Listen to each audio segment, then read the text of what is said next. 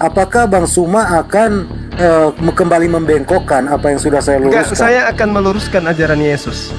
Anda yang membengkokkan dengan menggunakan dalil-dalil Paulus. Nggak bisa.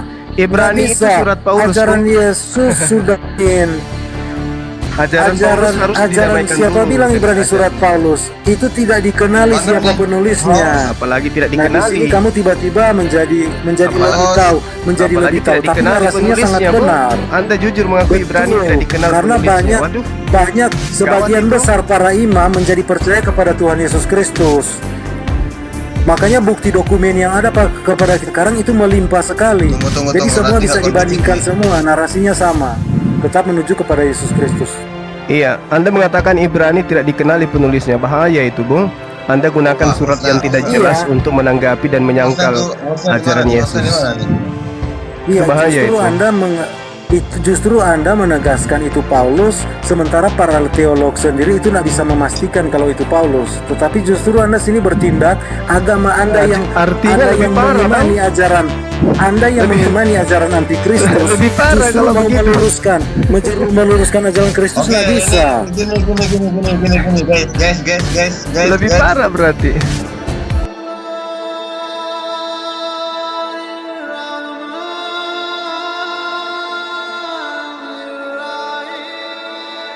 Kenapa Muslim coba belajar jujur bahwa semua ajaran para rasul murid-murid Tuhan Yesus bertabrakan semua dengan ajaran Muhammad. Supaya jelas posisi Muslim, bahwa posisi Muslim bertentangan dengan ajaran Tuhan Yesus dan semua murid-murid Tuhan Yesus. Jangan hanya bawa-bawa Paulus. Kalau saya bawa Petrus, KO lagi. Kalau saya bawa tentang antikristus, bagaimana yang dikatakan oleh Petrus, Yohanes, itu selesai itu ajaran Islam. Jadi jangan cuma katakan Paulus. Petrus, Yohanes sudah menegaskan Yesus Kristus adalah Tuhan dengan sangat jelas. Bahkan mengatakan mereka yang menyangkal Allah itu adalah Bapa itu adalah antikristus. Menyangkal Yesus Kristus sebagai anak itu adalah antikristus. Jadi kalau mau menggunakan hanya Paulus terus, kalian harus jujur bahwa memang semua ajaran perjanjian baru para rasul dan murid-muridnya itu mau ditentang semua oleh ajaran Quran. Dari mana sebenarnya ajaran Quran ini tiba-tiba muncul menentang semua ajaran para rasul? Itu yang perlu kita pertanyakan. Jadi jangan cuma Paulus. Petrus mengatakan, kuduskanlah Kristus sebagai Tuhan. Ingat, kuduskanlah Kristus sebagai apa? Tuhan.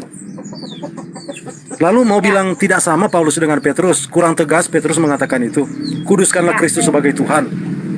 Di hati. Ini ada ayatnya. Ya, Ini lanjut. ayatnya ya. Ayat perkataan Yesus Yohanes 6 ayat 27. Bekerjalah bukan untuk makanan yang dapat binasa, melainkan untuk makanan yang bertahan sampai kepada hidup yang kekal, yang akan diberikan anak manusia kepadamu. Sebab dialah atau Yesus yang disahkan oleh Bapa Allah dengan materainya. Yohanes 6 ayat 40. Yesus mengaku bahwa dia pemberi hidup yang kekal. Yohanes 6 ayat 47. Yesus mengaku dia pemberi hidup yang kekal. Yohanes 6 ayat 54. Yesus mengaku dia pemberi hidup yang kekal. Yohanes 10 ayat 28. Dan aku memberikan hidup yang kekal kepada mereka, dan mereka pasti tidak akan binasa sampai selama-lamanya. Tak seorang pun merebut mereka dari tanganku. Bapakku yang memberikan mereka kepadaku lebih besar daripada siapapun. Tak seorang pun merebut mereka dari tangan Bapa. Aku dan Bapa adalah satu. Yesus menyatukan dirinya, menyamakan dirinya dengan Elohim, ya. Lalu ini pernyataan dari Rasul Paulus. Di mana bedanya, di mana penyelewengannya? Ya, Rasul Paulus Roma 5 ayat 21, supaya sama seperti dosa berkuasa dalam alam maut, demikian kasih karunia akan berkuasa oleh kebenaran untuk hidup yang kekal oleh Yesus Kristus Tuhan kita. Oke? Rasul Paulus juga mengatakan di dalam Roma 6 ayat 23, sebab upah dosa ialah maut, tetapi karunia Allah ialah hidup yang kekal di dalam diri Yesus Kristus Tuhan kita. Ya, Rasul Yohanes mengatakan, dan inilah kesaksian itu, Allah atau Elohim telah mengaruniakan hidup yang kekal kepada kita, dan hidup itu ada di dalam anaknya. Oke, ini udah dua rasul telah mengatakan Yesus pemberi hidup yang kekal berdasarkan pengakuan Yesus sendiri. Dan Rasul Petrus mengatakan, ya, di bawah kolong langit ini tidak ada nama lain yang olehnya kita memperoleh keselamatan.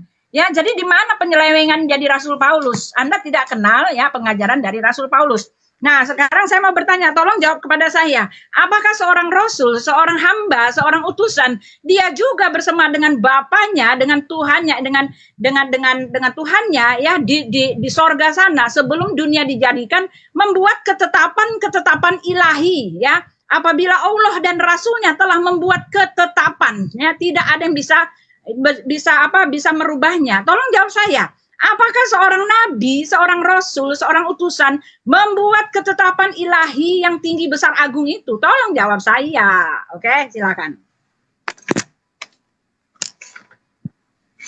Masih ada waktu, Bu. Bang Ya, Hante ini Perak, ya, silakan. ya. Allah, kata Anda mengatakan Allah memuliakan Nabi Sudah Muhammad selesai? ya.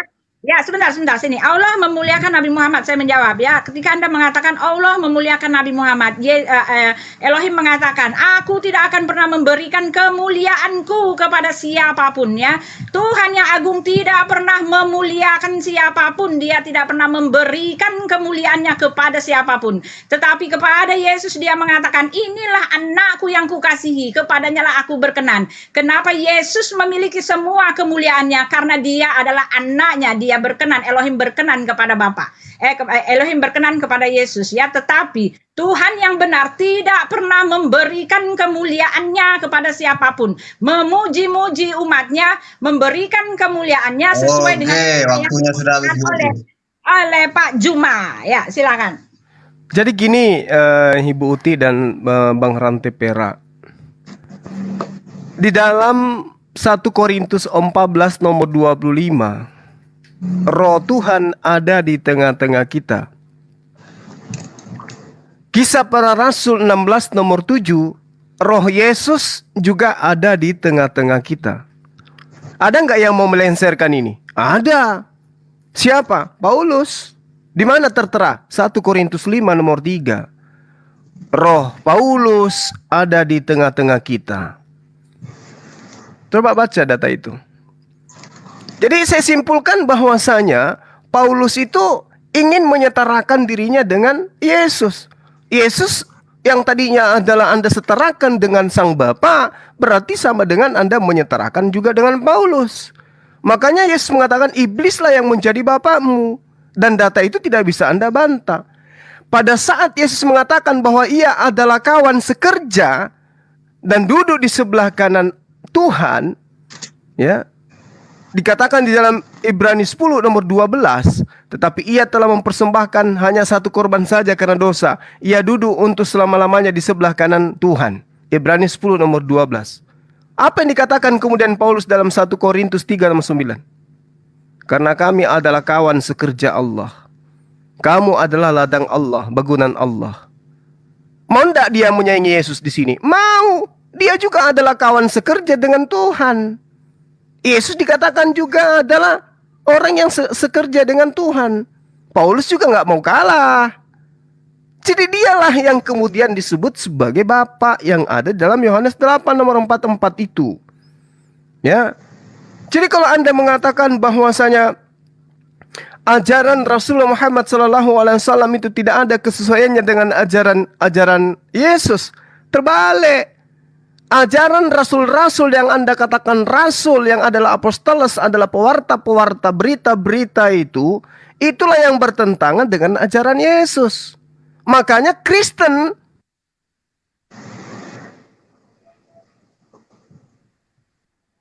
ajaran Kristen. Jadi sama dengan Yesus versus Tuhannya Yesus. Anda menabrak-nabrakkan Yesus dengan Tuhannya Yesus. Itu yang ada. Karena apa? Karena Anda mengikuti keinginan Paulus. Itu yang perlu saudara pahami, ya. Jadi sekali lagi saya katakan, ada di tengah-tengah kita Roh Paulus, 1 Korintus 5 nomor 3. Roh Yesus ada di tengah-tengah kita, Kisah Para Rasul 16 nomor 7. Roh Allah ada juga di tengah-tengah kita, 1 Korintus 14 nomor 25. Jadi kalau Ibu Uti mengatakan Bapa di situ adalah ayah, tidak. Bapa yang dimaksud di situ adalah Bapa yang menjadi di dalam diri Yesus Kristus. Makanya sekarang Anda menjadi Kristen karena ajaran Paulus, toh? Bukan ajaran Yesus, kan? Silakan Dinda Tahta. Jadi saya menanggapi bahwasannya data Bang Rantai Perak ya mengatakan, kenapa harus Paulus? Padahal Islam itu yang berbeda ajarannya. Di mana ajaran Islam berbeda dengan ajaran Yesus misalnya? Gak ada. Misalnya, tuh dalam Islam, Qul huwallahu ahad, Allah itu Esa. Nah, ucapan Yesus sama. Markus 12:32. Juga Ulangan 6 ayat 4. Allah itu Esa. Nah, terus dalam Al-Quran, Allah itu laisa kamitslihi syai'un, tidak serupa dengan apapun. Kalau dalam Keluaran 9:14. Yesaya 40:18. Markus 12:32. Sama, tidak serupa dengan apapun. Terus, kami menganggap Yesus utusannya Allah. Ya. Wa rasulan ila bani Israel. Di dalam Matius 15:24 ya sama. Yesus mengaku utusan untuk Israel. Tidak ada yang beda. Terus hidup yang kekal. Hidup yang kekal itu Bu Uti. Ada mentuhankan Yesus itu kalau Bu Uti pakai Bible ya. Coba hidup yang kekal. Yohanes 17:3. Terus Yohanes 5:24. Matius 19:16-17. Hidup yang kekal itu mentuhankan Allah. Mengaku Yesus sebagai utusan. Gak ada satu ayat pun hidup yang kekal itu adalah mentuhankan Yesus. Gak ada. 3 dalil ini jelas. Hidup yang kekal itu mentuhankan Allah. Terus, aku dan Bapa satu. Bukti juga tidak pakai ayat yang lain. Misalnya, di dalam Yohanes 14:20. Ya, atau Yohanes 17:21. Mereka juga satu gitu loh. Bahkan kalau dalam Yohanes 14:20. Pada waktu itulah kamu akan tahu bahwa aku di dalam Bapakku dan kamu di dalam aku. Berarti 3 yang satu ini. Ada Yesus, Bapa, mereka. Apakah mereka juga kamu tuhankan? Gara-gara satu. Ya. Jadi kalau baca dalil itu, jangan cuma yang enak dengan dirinya. Jangan, baca ayat yang lain juga gitu ya. Oke. Jadi tidak ada satupun yang bisa memberikan jawaban yang baik kepada saya, di mana Rasul Paulus menyamakan dirinya dengan Tuhan dengan mengatakan bahwa barang siapa melihat aku telah melihat Bapa, barang siapa taat kepadaku taat kepada Bapa, gitu kan. Rasul Paulus mengatakan begitu. Ya memang tidak ada, karena perkataan itu hanya ada dari diri Yesus sendiri yang menyamakan dirinya dengan Tuhan ya. Tetapi ketika perkataan ini diikuti oleh Nabi Muhammad, Anda menolaknya dengan mengatakan dia hanyalah seorang rasul. Anda mengatakan dia hanyalah seorang rasul tetapi memperlakukannya sama dengan Tuhannya gitu kan. Karena apa? Anda tidak bisa menjawab saya apakah betul seorang utusan, seorang nabi, seorang manusia biasa bersama-sama dengan Tuhannya membuat ketetapan ilahi di atas sorga sana, di arsinya yang tinggi ya. Oleh sebab itu jawab saja. Kalau tidak bisa menjawab, tandanya Anda memang tidak punya jawaban tentang itu ya. Lalu ayat-ayat yang dicomot-comot semuanya ayat-ayat comotan. Saya sudah memberitahukan tadi Pak Juma mengatakan bahwa Nabi Muhammad itu dimuliakan, tetapi jelas ya, dimanapun Tuhan manapun tidak akan pernah memberikan kemuliaannya kepada siapapun, yang sama sekali tidak bisa tidak memberikan kemuliaannya kepada siapapun, karena segala pujian, segala hormat dan segala takut itu hanyalah dibalikkan kepada Tuhan ya, adalah milik Tuhan ya. Lalu di situ Anda mengatakan bahwa Paulus itu mengajarkan bersunat. Anda menyelewengkan ayat ya, karena di dalam Kisah Para Rasul itu ya, ketetapan bersunat itu ketika orang ribut-ribut soal bersunat, bukan Paulus lah yang menetapkannya, tetapi dia membawanya ke sidang bersama dengan rasul-rasul, dan keputusan rasul-rasul itu apa gitu ya. Jadi Anda berbohong ya. Lalu juga Anda tadi mengatakan ya bahwa tadi nih ya dikatakan bahwa Nabi Musa Rasul Paulus mengaku rasul ya. Inilah dia ya. Rasul Paulus mengatakan dia bermegah, tetapi dia bermegah di dalam kelemahannya, bukan bermegah mencari hormat atas dirinya sendiri, seperti yang Yesus katakan, barang siapa apabila perkataan itu berasal dari dirinya sendiri, tentulah dia mencari hormat bagi dirinya sendiri. Adapun di dalam Markus 12 itu comotan ayat, itu perkataan Nabi Musa yang sedang dibacakan Yesus. Jadi Yesus bukan bertauhid ya. Itu salah ya. Lalu di dalam Matius 15 itu juga salah, semua asal comot. Apalagi di dalam Yohanes 17 ayat 3, jelas yang memberikan hidup yang kekal itu adalah Yesus, adalah Elohim dan utusannya. Karena Elohim dan utusannya itu satu ya. Karena ayat 2 dikatakan pemberi hidup yang kekal itu adalah Yesus. Dan di dalam kitab Anda yang memberikan hidup yang kekal, memasukkan orang ke sorga dan ke neraka adalah Tuhan. Lalu kenapa Anda menafkahi atau tidak mau terima bahwa Yesus memasukkan orang ke sorga, memberikan hidup yang kekal, berarti bukan Tuhan, gitu ya. Ya, Yohanes 14 ayat 20 itu ayat boleh comot-comot, tidak tahu konteksnya, tidak tahu, tidak ngerti apa-apa. Ketika Yesus mengatakan sama seperti kita adalah satu, itu satu dalam visi misi, satu dalam spirit gitu kan. Lalu tadi Zuma mengatakan bahwa Rasul Paulus juga secara roh Allah ini juga tepu-tepu, bohong-bohong habis penyelemengan ya kan. Karena di situ dikatakan secara rohani, bukan roh Allah. Ya, secara rohani ini tidak bicara tentang roh Allah. Secara rohani, secara dalam hati, secara pikiran, secara sejiwa, dia ada bersama-sama dengan muridnya, bukan roh Allah di sini. Lagi-lagi Anda berbohong, Pak Juma. Bohong lagi, tepu-tepu lagi. Silakan Pak itu, Pak Rantai Perak. Oh ya, jadi saya cuma merespon sedikit ya. Muslim tidak bisa menjelaskan kenapa hakikat Muhammad adalah hakikat Allah itu sendiri. Bahkan surga dijadikan oleh hakikat Muhammad SAW. Dan manusia, segala yang ada di manusia ini yang diciptakan, dikatakan di alam luhut, dijadikan oleh roh Muhammad itu.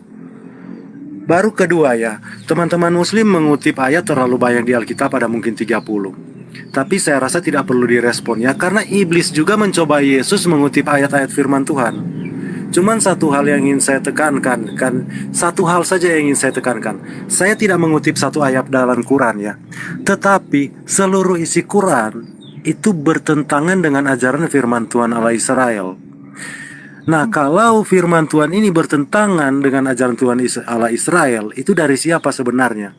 Bahkan isinya sangat menentang Kristus sebagai Tuhan dan Juru Selamat, menentang anak dan bapa dan anak. Jadi ini sudah jelas bahwa memang Islam adalah anti Kristus dari ajarannya dan dari perlakuannya. Ketika penganiayaan terhadap orang Kristen itu sangat kan, Saulus, mengapa engkau menganiaya aku? Itu sebenarnya menganiaya orang Kristen, menganiaya Kristus. Itu sama dengan anti Kristus itu. Waktunya sudah habis. Ya, sudah ya. Kita berikan waktunya untuk pihak Muslim, yaitu Bang Tahta, karena Bang Juma lagi sholat. Saya tanggapin. Atau Jadi sudah gimana? angkat? Ya kalau saya itu terserah. Mau lanjut ayo. Gimana Buti, lanjut? Ya, Atau begini ya kita ambil teman-teman. lagi, Bang Tahta? Tidak ada urusan. Ya, lanjut sebentar lagi. Ya, Ya, tapi begini jawab ya, saya teman-teman. lah. Jawab saya lah. Saya ingin mendapat jawaban. Apakah betul seorang rasul dia juga membuat ketetapan Tuhan? Tolong. Kalau di tempat kami rasul itu pelaksana ya, dia menyampaikan, dia melaksanakan, dia meneladankan apa yang dari ketetapan dari Tuhannya, bukan dialah yang memberikan ketetapan. Musa itu ketika dia melawan atau dia melanggar ketetapan Tuhan, dia dihukum. Sekarang Mbak Ya. Tahta akan menjelaskan.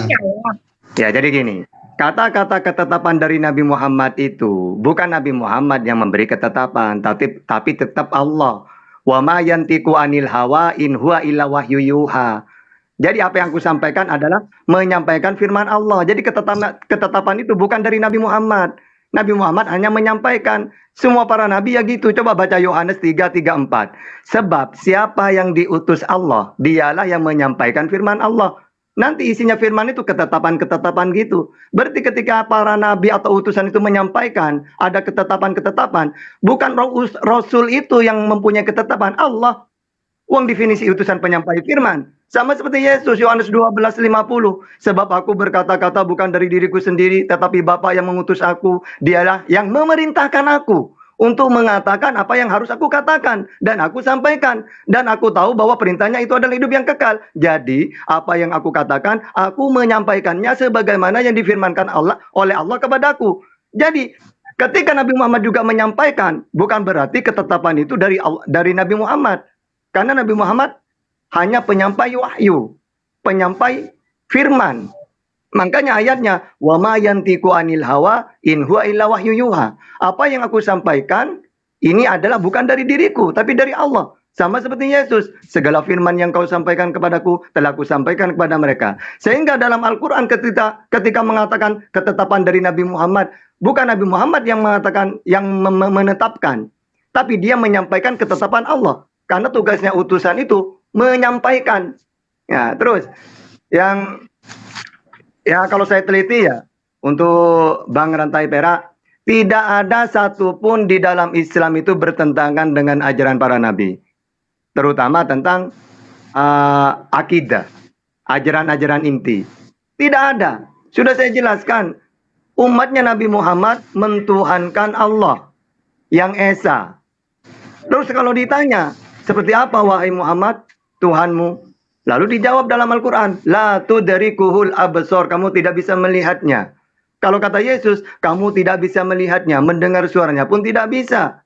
Karena dia gaib. Ya, kekal, gaib, tidak bisa dilihat. Ini kalau dalam Keluaran 33:20. Allah itu gaib, tidak bisa dilihat. Kalau Perjanjian Baru, Yohanes 5:37. Gaib, tidak bisa dilihat. Maka dalam Islam itu, ya tetap Allah itu diimani. Jangan ditanya seperti apa. Tapi diimani. Walladzina yu'minuna bil ghaib. Hal-hal yang tidak bisa kita lihat, tidak bisa didengar dengan iman. Ya, misalnya tentang Allah, tentang surga, neraka, itu cukup diimani karena itu perkara yang gaib. Sama seperti Allah. Mau nanya ke nabi siapapun, pasti mereka menjawabnya, kamu tidak bisa melihatnya. Tidak serupa dengan apapun. Keluaran 9:14, Yesaya 40:18, Markus 12:32. Bahkan dia tidak pernah mati. Ya. Misalnya dalam 1 Timotius 1:17, 1 Timotius 6:16, tidak pernah mati. Tapi kalau ajaran-ajaran di luar Israel karena Tuhan menjelma jadi manusia, ya pasti mati. Nah, kalau ajaran Nabi Muhammad sama seperti nabi-nabi yang lain, samawi. Makanya harus tahu samawi itu Tuhan itu di langit sama.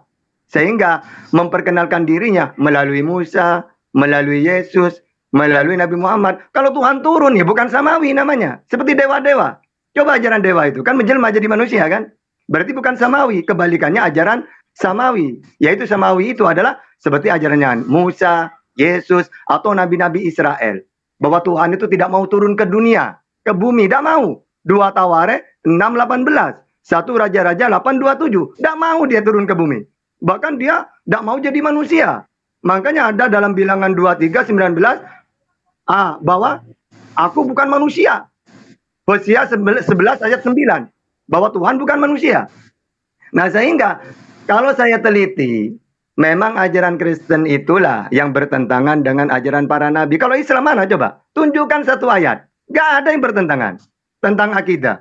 Ya, orang Israel karena keturunan Ibrahim, Abraham sunat, kami sunat. Karena Nabi Muhammad juga turunannya Nabi Ibrahim. Kami dilarang makan babi ya. Kami tidak makan karena itu sudah ketetapan.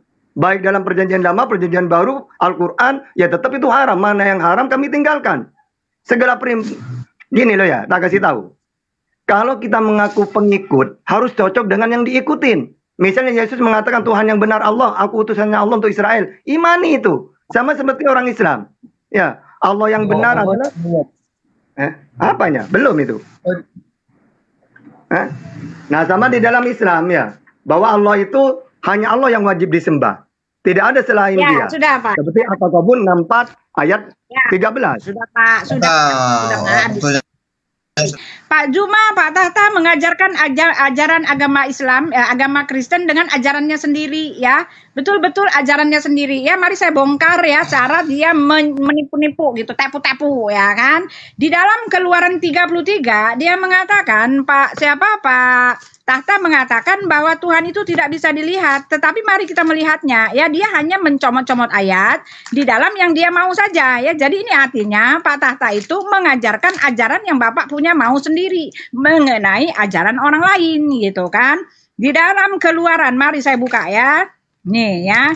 Apa katanya? Kenapa Anda putuskan ayatnya? Kenapa Anda umpet-umpetin ayatnya yang sangat-sangat krusial ya, yang menunjukkan jati diri yang sebenarnya ya, dikatakan di sini ya. Ya, dikatakan gini ya. Ini ya, lagi firman-Nya, engkau tidak tahan memandang wajahku, sebab tidak ada orang yang memandang aku dapat hidup. Berfirmanlah Yod-He-Vav-He, ada suatu tempat dekatku di mana engkau dapat berdiri di atas gunung batu. Apabila kemuliaanku lewat, maka aku akan menempatkan engkau di dalam lekuk gunung itu, dan aku akan menudungi engkau dengan tanganku sampai aku berjalan lewat. Kemudian aku akan menarik tanganku dan engkau akan melihat belakangku, tetapi wajahku ya tidak akan kelihatan. Ini ayat yang benar, Pak ya. Jadi jangan ambil yang Bapak punya mau sendiri ya. Ayat yang benar memang dia tidak bisa dilihat, tetapi dia maunya dilihat. Bahkan dia mencari atau dia memberi jalan keluar supaya dia bisa dilihat. Itu iman yang sebenarnya. Lalu di dalam Raja-Raja 8 itu juga ya, memang langit dan bumi ini tidak muat, kata Raja Salomo. Muatkah engkau kalau engkau datang ke bumi? Tapi Anda comot-comot ayatnya lagi, ya Anda mau doang. Ya, ayat selanjutnya mengatakan ya memang dia datang ke bumi. Dia menampakkan diri bahkan 2 kali tinggal di dalam bait yang dibangun oleh Salomo. Itu konteksnya, Pak. Jadi jangan comot-comot ayat orang lah gitu kan. Di dalam bilangan 23 Tuhan bukan manusia, itu juga artinya memang Tuhan bukan seperti manusia yang sifatnya punya rasa menyesal dan sifatnya punya ya sehingga dia menyesal ya. Itu seperti manusia, bukan seperti yang Anda maksud gitu loh, Pak. Ya Tuhan kami itu maunya dilihat. Oleh sebab itu jangan ya seleweng-selewengkan ayat orang lalu Anda buat narasi sendiri ya Pak ya. Itu salah semua Pak, salah semua. Jadi jangan comot-comot ayat, jangan comot-comot ayat. Ya lalu tadi Anda mengatakan bahwa Yesus itu adalah seorang rasul. Memang dia rasul, tetapi ayat ketuhanannya kenapa Bapak nggak terima gitu loh. Kenapa Bapak umpet-umpetin gitu loh. Karena Alkitab ini penuh Pak. Ya semua rasul mengatakan, tadi kan saya udah kasih tahu, pemberi hidup yang kekal itu hanya di dalam diri Yesus Kristus. Dan pemberi hidup yang kekal itu adalah Tuhan Pak. Kenapa Anda pura-pura nggak mau dengar gitu loh pernyataan saya. Silakan Pak ini Pak, siapa rantai perak. Jadi kalau dikatakan sama, Ustadz Tata tadi mengatakan sama ajaran Kristen dengan ajaran nabi-nabi, itu sebenarnya cuman klaim sepihak ya. Sebenarnya Muslim, Ustadz Tata dan semua teman-teman Muslim harus akui bahwa ajaran Islam itu anti dari ajaran firman Tuhan Allah Israel. Semua dilawan semua, tidak ada yang tidak dilawan. Bahkan di hukum pertama ketika Tuhan berkata, Akulah Tuhan Allahmu. Jadi yang Allahnya Musa itu siapa? Tuhan. Nah dibuat terbalik, tiada Tuhan selain Allah. Itu syahadat itu terbalik. Makanya semua ajaran Kristen dari awal saya bilang, semua ajaran Quran dari awal saya bilang itu terbalik semua, dibuat terbalik semua.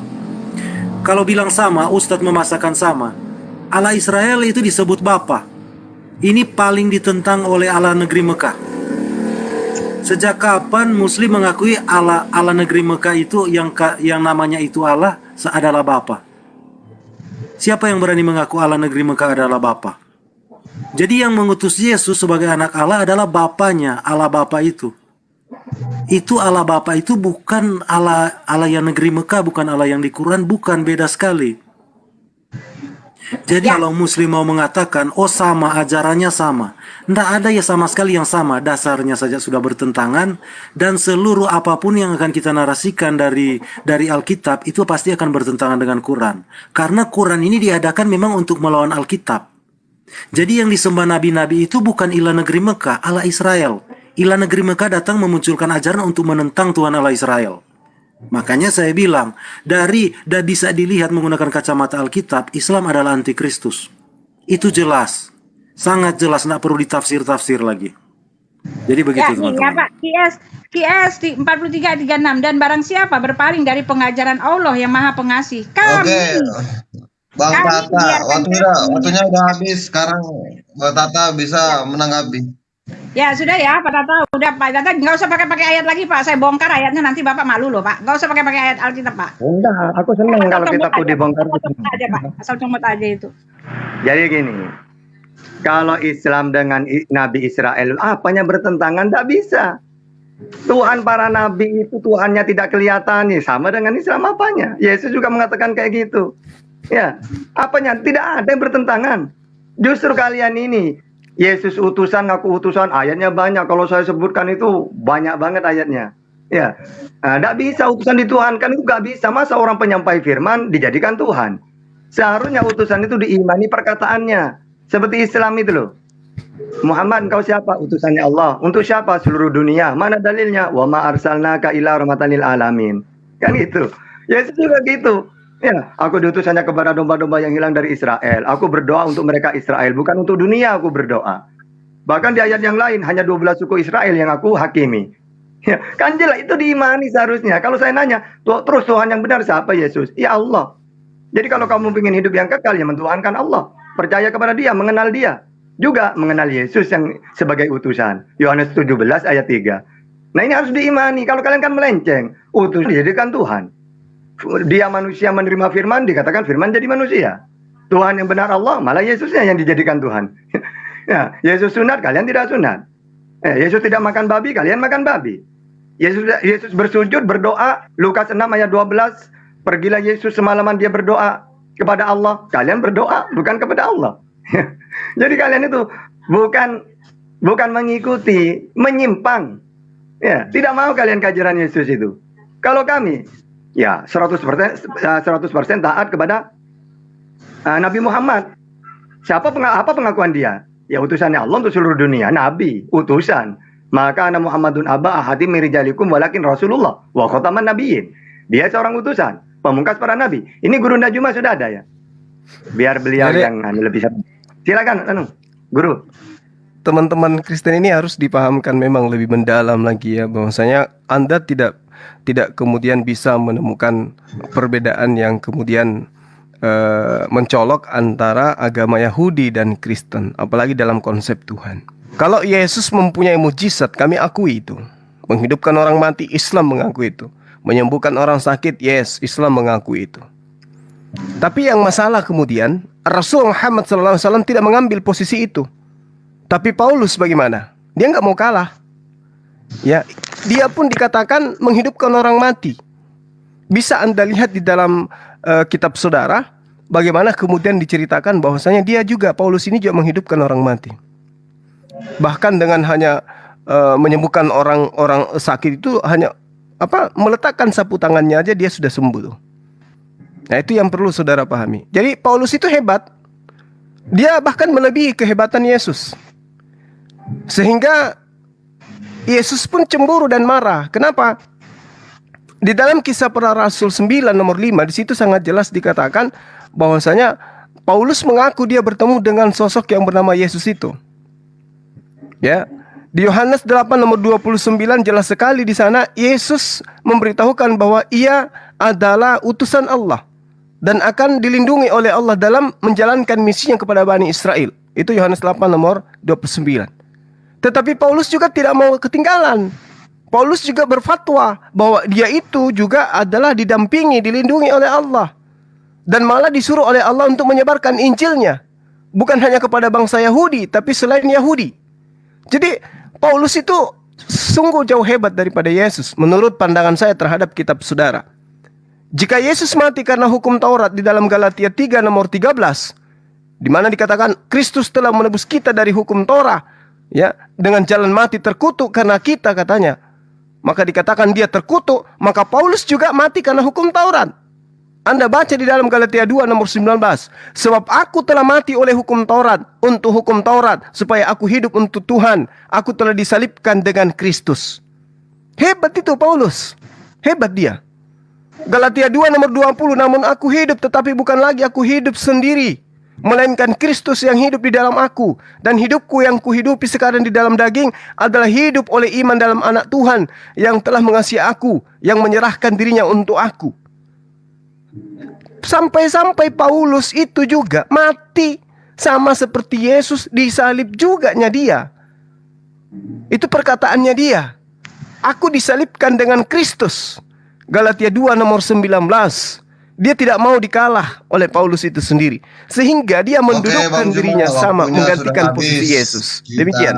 Ya, jadi capek ya Pak Ranter Perak ya, terlalu ini ya. Padahal Pak Juma ini baca sendiri ya, aku telah disalibkan dengan Kristus. Bukan dia menyalibkan dirinya dan atas nama dirinya sendiri.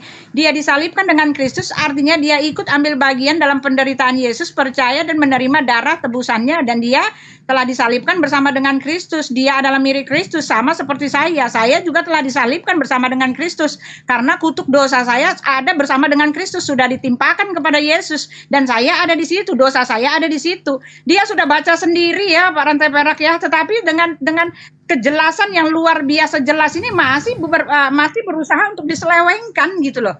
Ya, aku telah disalibkan dengan Kristus, bukan cuma Rasul Paulus, saya juga. Ya, saya sudah menyalibkan dosa-dosa saya bersama dengan Kristus. Dosa saya sudah pakukan di kayu salib itu. dengan Yesus. Yesus telah menanggung kutuk dosa saya. Ya, aduh, bagaimana ini ya? Udah jelas-jelas ayatnya seperti itu. Bukan Rasul Paulus dia disalib, bukan. Dia memakukan kutuk dosanya itu bersama dengan Kristus. Lalu Anda mau seleweng-selewengkan orang Kristen yang semuanya dosanya telah dipakukan di kayu salib itu bersama dengan Kristus, Anda mau seleweng-selewengkan di depan kami, gitu loh. Jadi sangat-sangat ini Pak Juma kalau mau menyelewengkan itu ya pakailah yang agak halus gitu loh Pak Juma. Ya, Anda mengatakan bahwa Paulus menghidupkan orang mati, ya fine, bukan cuma Paulus yang mempunyai mujizat. Ya semua rasul-rasul itu dikasih mujizat, itu pertanda bahwa mereka itu utusan dari Yesus Kristus. Pertanda bahwa mereka itu memang betul dari Kristus. Kalau ada rasul atau nabi yang tidak punya mujizat, itu jelas bukan dari Tuhan, bukan dari ilahi. Tidak ada rasul dan ada nabi di tempat kami yang tidak punya kuasa ilahi. Karena mereka itu diperlengkapi dengan kuasa ilahi. Karena kuasa ilahi itu adalah tanda materai buat mereka untuk menunjukkan kepada dunia bahwa betul mereka berasal daripada Tuhan. Untuk mengukuhkan, ya, memberi pengertian, memberi pengokohan bahwa betul dia berasal daripada Tuhan. Betul dia sah, ini adalah seorang rasul. Jadi seharusnya Anda melihat Rasul Paulus dia punya mujizat, tetapi mujizat itu berasal daripada Yesus Kristus. Lalu Anda mengatakan Yesus punya mujizat, Rasul Paulus punya mujizat. Mujizat Yesus Kristus itu berasal dari dirinya sendiri. Bahkan dialah yang memberikan mujizat kepada Rasul Paulus, kepada rasul-rasul yang lain. Di hari Pentakosta itu Roh Kudus turun di atas mereka, dan Roh Kudus itu menaungi mereka dan mereka memiliki mujizat itu. Oleh sebab itu pergerakan agama Kristen luar biasa, karena Roh Kudus, mujizat ilahi itu, mereka menyembuhkan mata orang sakit, mereka mencelikkan mata orang buta, ya, menyembuhkan orang sakit lumpuh, mengusir setan-setan. Apakah yang seperti ini dimiliki oleh nabimu sebagai tanda dia adalah utusan Tuhanmu? Kan tidak, ya. Rasul Paulus dia menghidupkan orang mati, dia terima kuasa dari Yesus. Yesus menghidupkan orang mati, kuasa itu berasal dari dirinya sendiri. Ya, walaupun kamu mengatakan itu berasal daripada Tuhan, tetapi Tuhannya itu di mana? Elohimnya itu di mana? Elohim itu ada di dalam dirinya sendiri. Karena segenap kepenuhan kealahan itu diam di dalam diri Yesus, gitu loh. Oleh sebab itu orang pada saat itu berebut untuk menjamah baju Yesus. Yang sakit mereka menjamah bajunya, yang buta mereka berusaha untuk memegang badannya, karena dalam dirinya keluar mujizat itu. Karena mujizat ilahi itu ada dalam diri Yesus Kristus, karena Roh Allah itu ada padanya. Oke, itu yang tidak Anda ketahui. Udahlah Pak, berhentilah Pak. Aduh Pak, kasihan aku bilang Pak ya. Kasihan, jangan bawa-bawa Alkitab kami deh. Bapak salah gitu loh. Ya, Yohanes 8 ya. Yohanes 8 ayat 29 itu coba tolong dilihat apa itu artinya, Pak. Ya. Yohanes 8 ayat 29 itu jelas Yesus mengatakan ya. Justru kalau Bapak baca di dalam Yohanes 8 itu, disitulah Yesus pol-polan ditulis oleh Yohanes mengaku bahwa dia adalah Tuhan. Baca secara keseluruhan, jangan comot ayat yang Anda mau seperti yang Anda mau, lalu Anda seleweng-selewengkan, Anda buat narasi baru untuk mengajarkan kepada orang lain. Yang begini namanya penyesatan, Pak ya. Saya bacakan ya, apa yang Anda tulis di dalam Yohanes 29 ya. Ini ya, dikatakan di situ ya.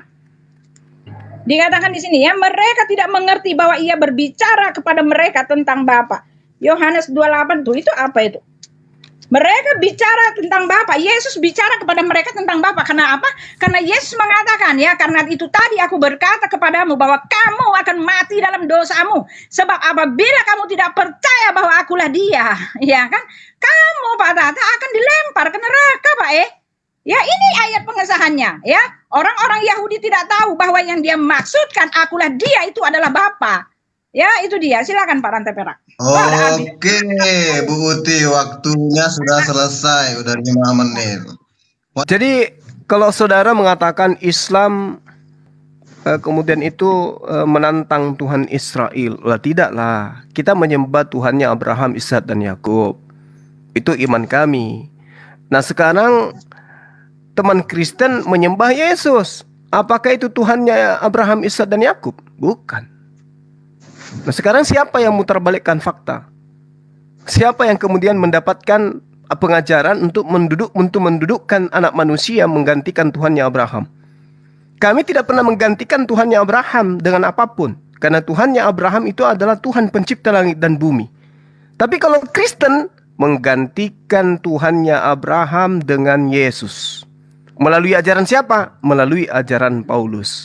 Apa pembuktiannya? Nah, Ibu Uti alergi lagi kalau dibawa kitabnya, karena memang musuh terberatnya Bu Uti adalah kitabnya sendiri.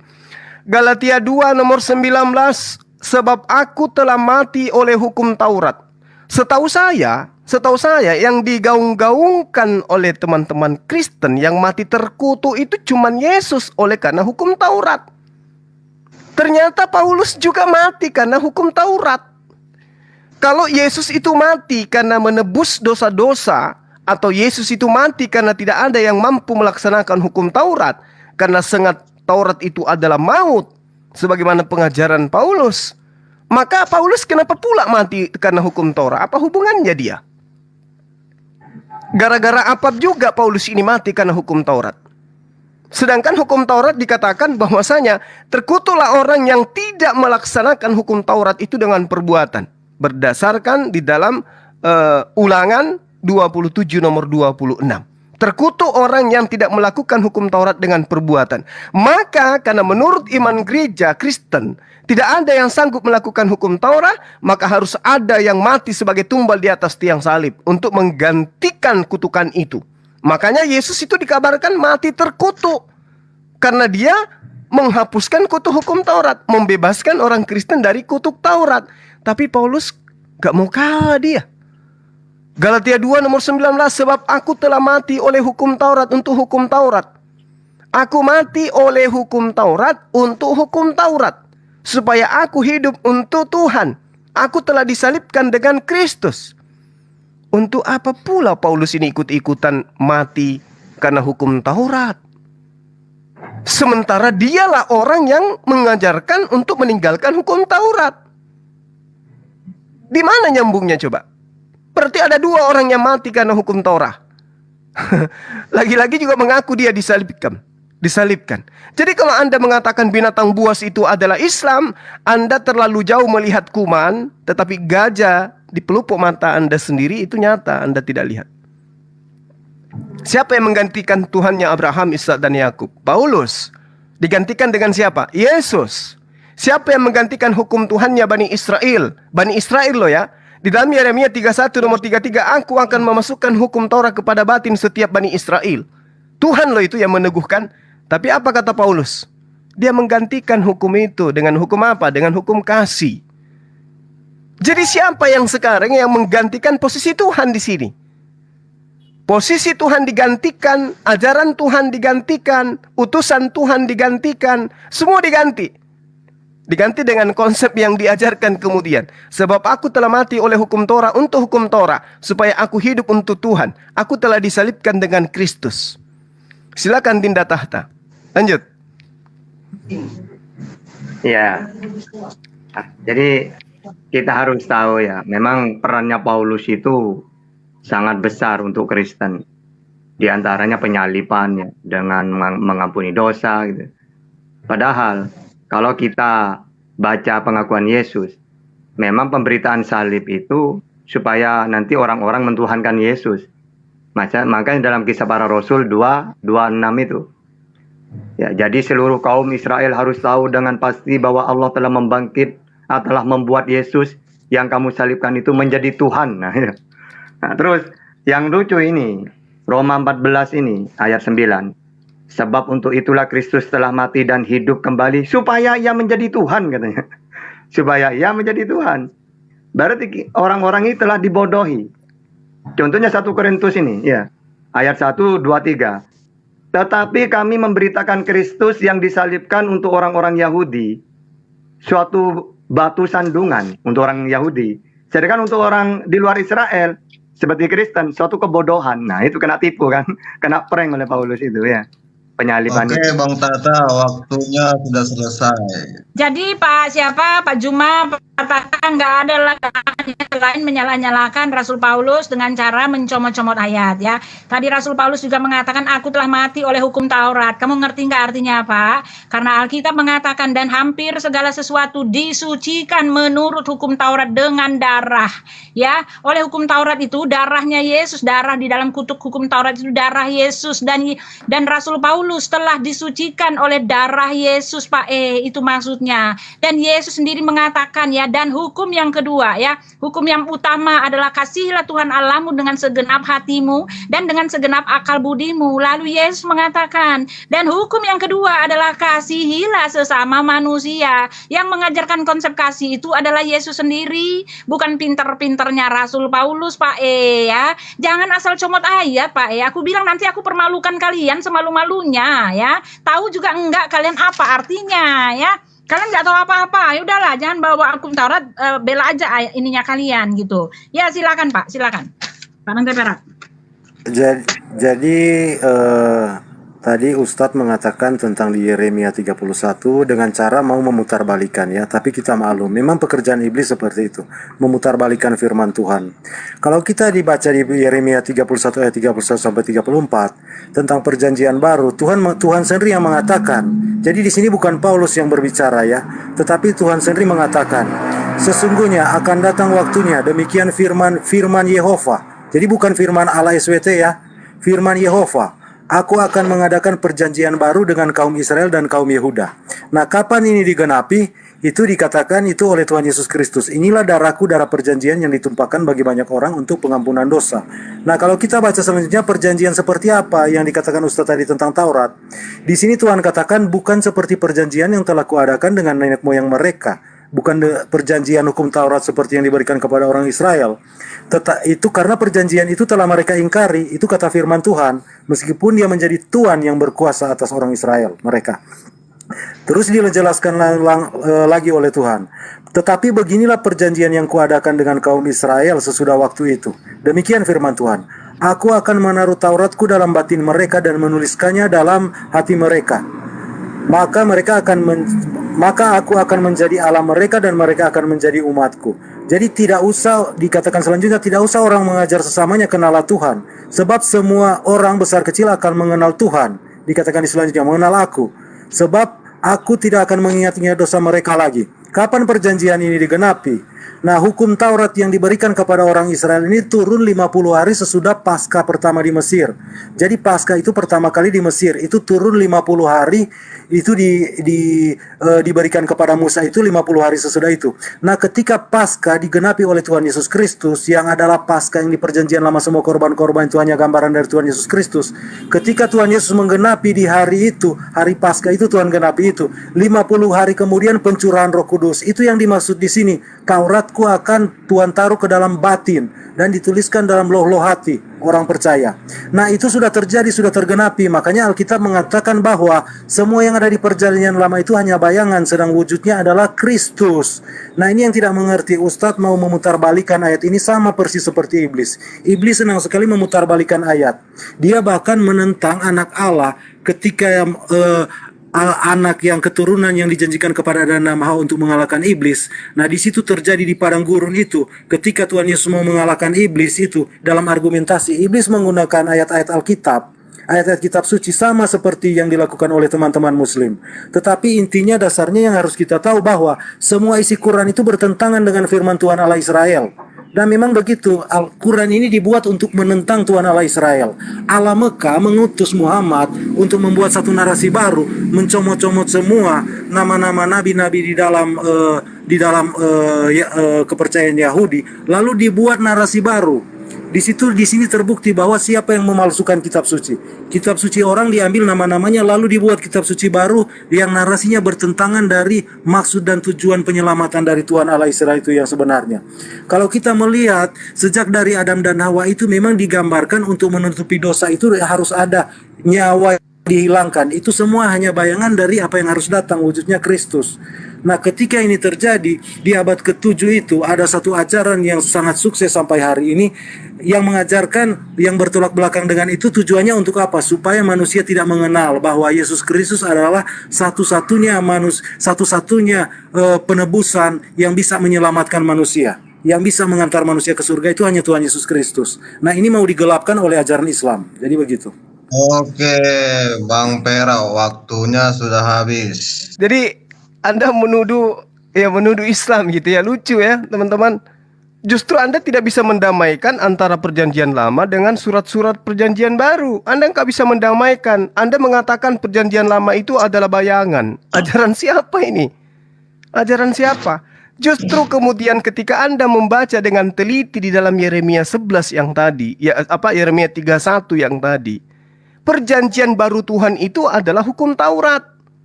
Makanya dikatakan di dalam Yeremia 11 di nomor 3, katakanlah kepada mereka, beginilah firman Tuhan, Tuhan Israel, terkutuklah orang yang tidak mendengarkan perkataan-perkataan perjanjian ini. Jadi yang dimaksud di situ adalah hukum Taurat yang telah kuperintahkan kepada nenek moyangmu pada waktu mereka kubawa dari tanah Mesir, dari dapur peleburan besi, dengan berfirman, dengarkanlah suaraku dan lakukanlah segala apa yang kuperintahkan kepadamu. Maka kamu akan menjadi umatku dan aku akan menjadi Tuhanmu. Jadi Anda kemudian menggantikan kunci keselamatan Bani Israel dengan darah Yesus. Anda ingin mengajarkan ajaran yang diajarkan oleh imamat, ya, penebusan dosa, penghapusan dosa dengan darah binatang, dengan darah manusia. Ini Anda sedang bercanda atau Anda sedang serius? Yesus mengatakan di dalam Matius 8 nomor 4, lakukanlah persembahan yang sama yang dilakukan oleh Nabi Musa. Berarti kurban dengan hewan, bukan dengan darah manusia. Lalu kemudian saudara mengatakan jalan satu-satunya menuju surga itu adalah Yesus. Ini ajaran dari mana? Siapa yang mengajari saudara kalau bukan Paulus? Pauluslah yang mencengkeram dan menyembeli Anda dengan paham-paham seperti itu. Yesus mengatakan hidup kekal itu adalah mereka mengenal Engkau, bukan aku. Adapun aku dikenal sebagai utusan. Engkaulah satu-satunya Tuhan itu, aku utusan. Jadi umat Islam mengenal Tuhannya Yesus satu-satunya Tuhan dan mengenal Yesus sebagai utusan Tuhan. Itulah kunci keselamatan. Lah Anda kemudian mendudukkan Yesus itu sebagai Tuhan, satu-satunya jalan ke surga. Siapa yang ngajarin, Bung? Lalu kemudian coba lihat betapa jauhnya Anda dari kebenaran. Lihat di dalam Yohanes 8 nomor 51. Camkan, teliti, baca, telaah, pikirkan, renungkan, resapi. Aku berkata kepadamu, sesungguhnya barang siapa menuruti firmanku, dia tidak akan mengalami maut sampai selama-lamanya. Apakah Kristen selama ini mengikuti firman Yesus? Menurut Kristen, yes, kami adalah anak-anak Tuhan. Kami adalah penuh dengan Roh Kudus. Tetapi Yesus mengatakan, sesungguhnya barang siapa yang menuruti firmanku, ia tidak akan mengalami maut sampai selama-lamanya. Covid baru-baru ini, kelihatannya lebih banyak Kristen yang mengalami maut daripada Islam. Jadi mana kebenaran itu? Tunjukkan kebenaran itu kepada kami. Anda tidak akan bisa menunjukkan itu. Makanya saya katakan bahwa Anda ini bukan kemudian mengikuti Yesus. Anda ini adalah mengikuti Paulus. Sebagaimana pesan Yesus dalam Yohanes 8 nomor 44. Iblislah yang menjadi bapakmu, sehingga kalian tidak percaya kepada firman yang diajarkan oleh Yesus. Buktinya kalian bermatian. Yesus mengatakan, sesungguhnya barang siapa menerima perkataanku, menerima firmanku, menuruti firmanku, ia tidak akan mengalami kematian sampai selama-lamanya.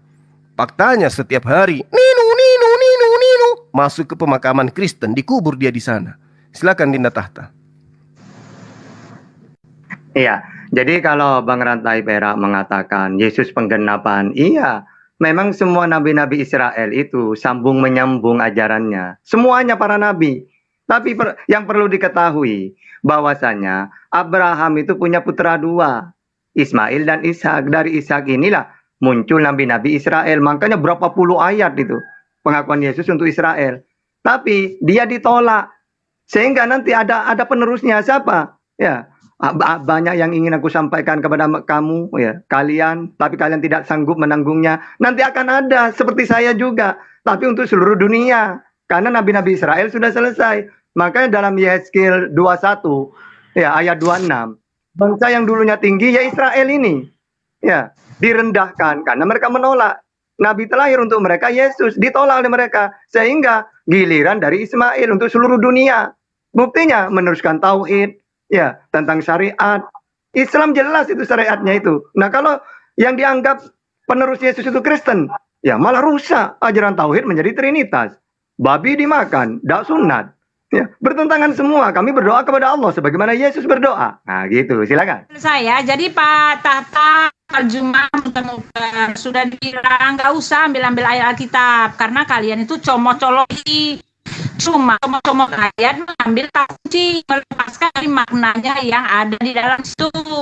Yesus kan tadi sudah bilang, masa saya sebalik lagi Pak, kasih tahu ke Bapak, iblislah yang menjadi bapamu itu untuk kamu Pak ya. Karena Yesus mengatakan di atasnya, kalau kamu tidak percaya bahwa akulah dia, kamu akan mati dalam dosamu Pak itu buat kamu, bukan buat kami ya. Lalu di dalam Yohanes 17 ayat 3, masa muter-muter terus Pak? Ini udah selesai lah, kalau gitu udah nggak bisa lagi. Lebih baik angkat bendera putih ya, menyatakan ya kami salah, kami telah menyesatkan, gitu lebih enak gitu loh Pak. Yohanes 17 ayat 3, bukannya Yesus mengatakan Elohim itu adalah Tuhan lalu dia hanya utusan biasa.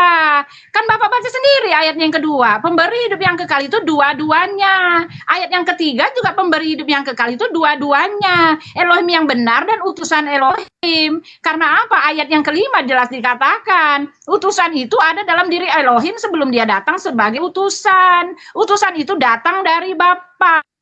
Utusan itu berasal daripada Bapa. Apa yang dipunyai Bapa dipunyai oleh utusan. Apa yang Bapa miliki, kerajaan Bapa itu punya utusan juga. Ini ditulis oleh Rasul Yohanes loh Pak. Rasul Yohanes itu sampai di penjara untuk menyatakan hal ini. Rasul Yohanes itu mengatakan ya, bahwa Yesus itu adalah firman yang telah menjadi manusia. Dan ini adalah rangkaian dari pengajarannya Pak ya.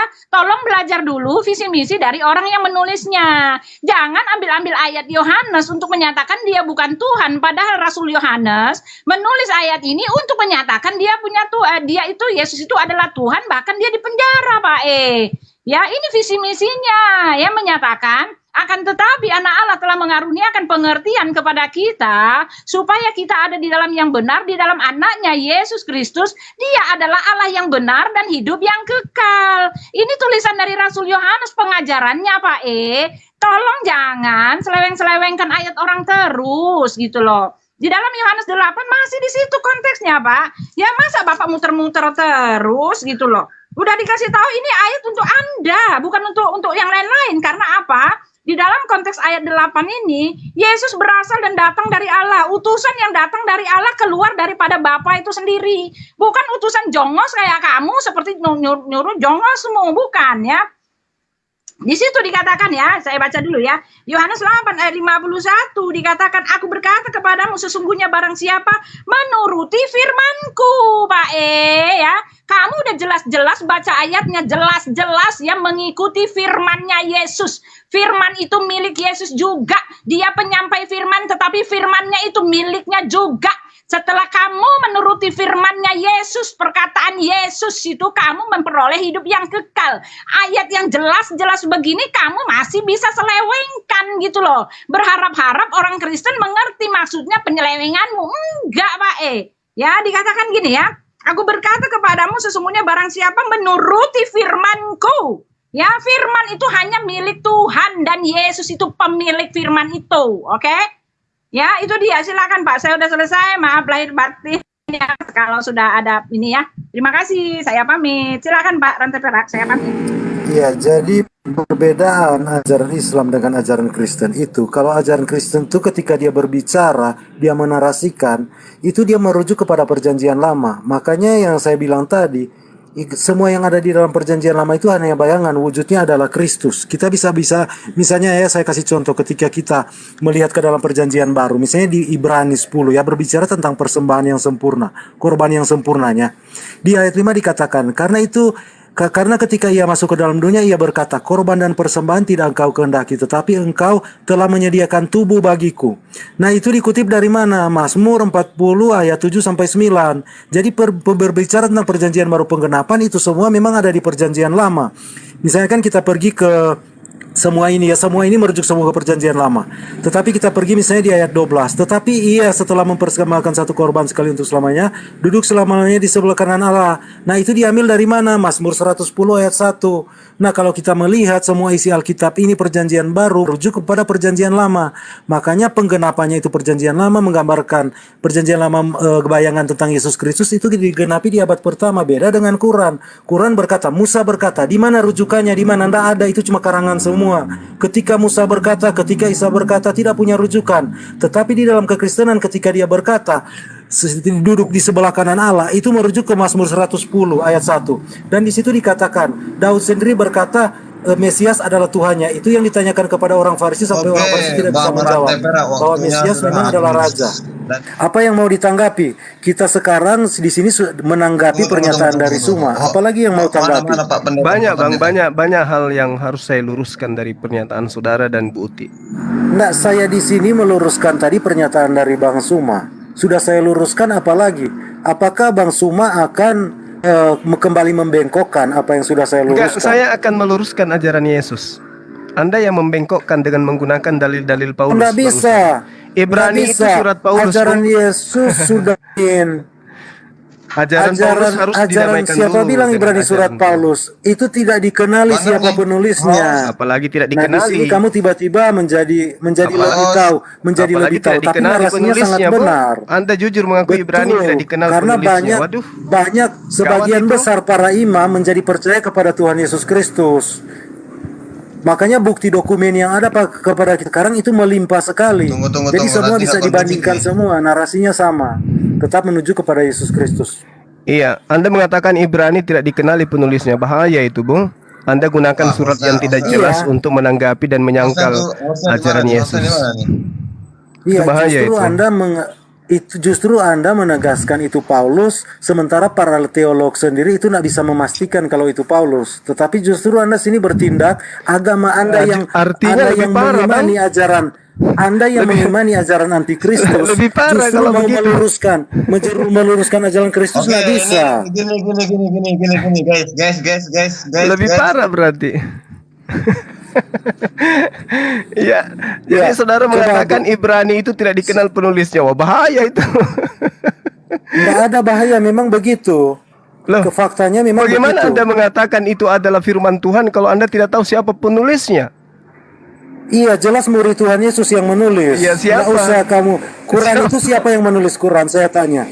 Enggak, Ibrani Ketika itu siapa? dikumpulkan, siapa yang menulis di tulang, siapa yang menulis di kulit, siapa yang menulis di daun kurma, siapa semua itu? Beda. Kamu bisa tentu Kalau namanya Al-Quran di sini. itu budaya lisan dia. Nggak Budaya ada tulisan budaya itu lisan hanya karena nggak penunjang. punya dokumen. Budaya Karena nggak tulisan punya itu dokumen, penunjang. makanya alasannya larinya ke situ. Yang kita punya itu adalah budaya lisan. Bang Juma. Iya, Bang Pera. silakan. Saya keluar sebentar, 5 menit saya keluar sebentar ya.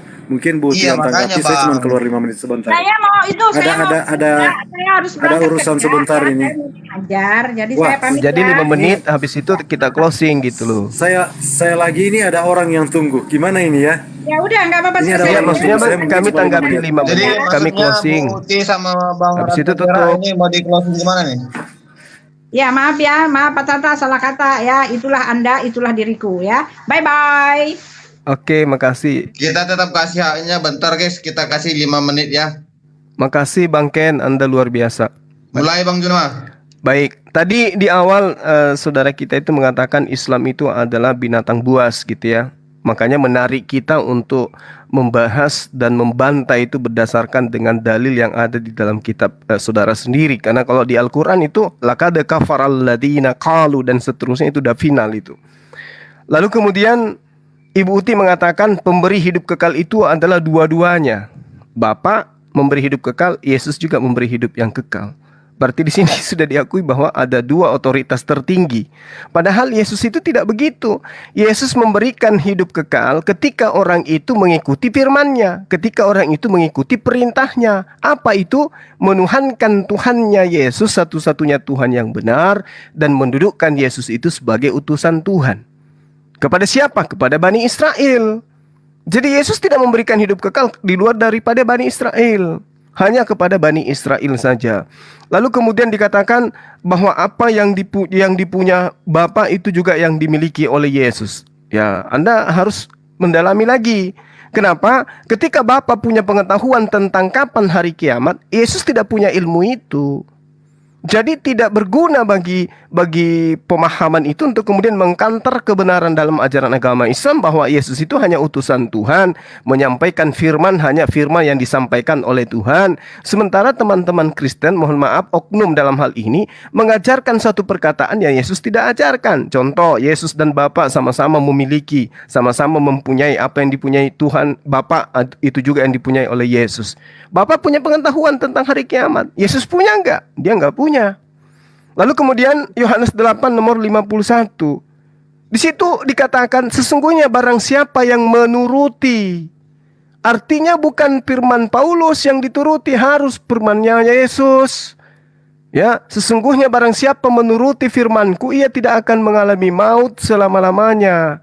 Artinya tidak akan merasakan mati, tidak akan mengalami kematian. Tapi faktanya kan teman-teman Kristen tahu sendiri, ya, bagaimana kemudian manusia itu bermatian. Dari Islam, dari Kristen itu bermatian semua ketika sudah sampai ajalnya. Bahkan di dalam kitabnya di Perjanjian Lama, manusia hanya dikasih umur 120 tahun, malah dipatok mati di situ.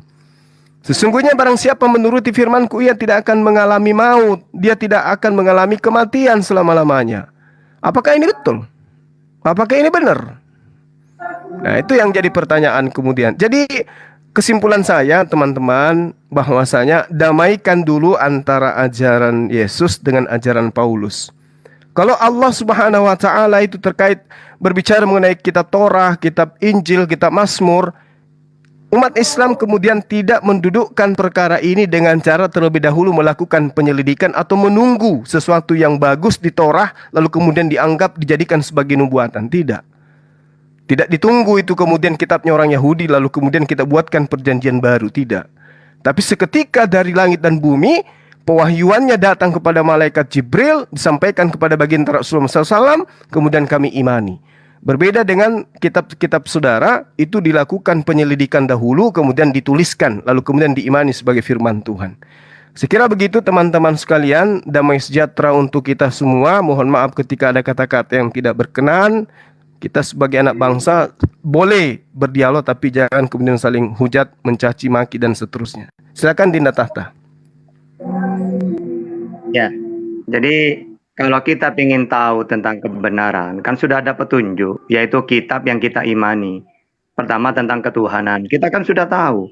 Saya walaupun bukan pakai Al-Quran, atau pakai semuanya, Perjanjian Lama, Perjanjian Baru, Al-Quran, hadis, tentang sifat-sifat Tuhan itu sama. Apa? Tidak sama dengan apapun, tidak bisa dilihat, tidak mau turun ke dunia, gitu. Kan jelas kitab-kitabnya itu. Terus yang kedua, harus tahu definisi utusan. Utusan itu penyampai firman, penyampai ajaran. Makanya ajaranku bukan dari diriku sendiri. Imani itu. Apapun isinya, lakukan. Contohnya Islam, ada perintah sholat, aqimus sholat, watu zakat, puasa, ya ayyuhalladzina amanu kutiba alaikumusiyam, haji, walillahi ala nasi hijjul baiti man istata'a ilaihi sabila. Itu diimani, lakukan. Jadi harus tahu ketuhanan, utusan, lalu utusan itu karena penyampai wahyu firman sebagaimana Yohanes 3:34, barang siapa yang diutus oleh Allah tugasnya penyampai firman. Firman itu isinya perintah, larangan. Lakukan kalau perintah, kalau larangan jauhi. Nah, kalau nggak tahu itu nanti kalian ke gereja, mana dalilnya? Nggak ada. Kalian mentuhankan Yesus, mana dalilnya? Nggak ada. Berarti bukan pengikut itu ya. Oke, Gitu. Bang Tata, waktunya sudah habis. Mungkin tidak ada sepertinya Bang Juma. Iya, nggak apa-apa, tutup aja Bang. Makasih ya Bang Ken ya. Dinda Tahta, makasih ya. Aku tak. Ya Bang Juma, makasih. Salam kenal ya Bang Juma, salam kenal Ya, Bang Tata, salam kenal semuanya. makasih Bang Ken, Anda luar biasa. Salam kenal. Makasih, kami pamit ya Dinda Tahta, saya pamit. Ya, Assalamualaikum warahmatullahi wabarakatuh dan semangat sore.